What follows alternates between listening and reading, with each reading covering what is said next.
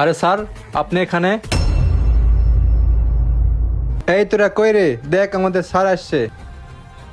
আরে ম্যাডাম, আপনি এখানে? স্যার মানে?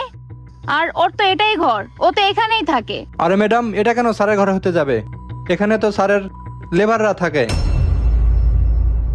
কি চমকে গেল না? আর আজকে আমি এখানে আসতাম না।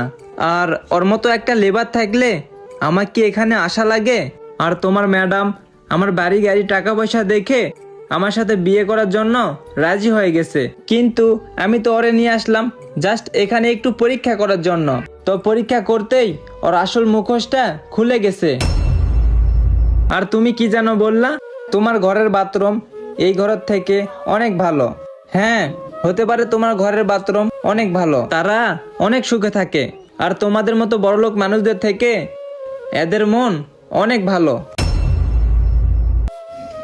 আরে বিশাল, তুমি হয়তো আমাকে ভুল বুঝতেছো। ব্যাস, অনেক হয়েছে।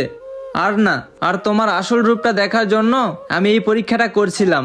তাছাড়াও আমার বন্ধু বান্ধব বলছিল তুই যাকে বিয়ে করবি তুই একটু তাকে পরীক্ষা করে দেখিস আসলে ও তোকে ভালোবাসে না তোর টাকাকে ভালোবাসে। দেখো বিশাল, আমি তো সত্যি তোমাকেই ভালোবাসি, তোমার টাকাকে ভালোবাসিনি। আর তাছাড়াও তখন তো আমি রেগে গিয়ে তোমাকে ওগুলো বলে ফেলছি। ব্যাস রুহি, অনেক হয়েছে। আর নতুন করে নাটক কইরো না। আসলে তুমি যে আমাকে ভালোবাসো না এইটা আমি প্রমাণ পেয়ে গেছি। তুমি এখন আসতে পারো। আরে স্যার, আপনি এটা কি করতেছেন?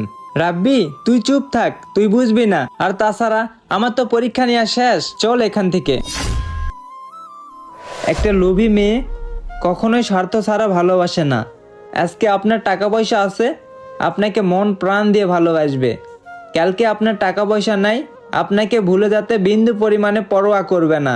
আর সব মেয়েই খারাপ হয় না, কিছু মেয়ের কারণে এরকম বদনাম হয়ে থাকে। ভিডিওটা আপনাদের একটু পরিমাণে ভালো লাগে থাকলে অবশ্যই লাইক কমেন্ট শেয়ার করে পেজটা ফলো করে পাশে থাকবেন। ধন্যবাদ সবাইকে।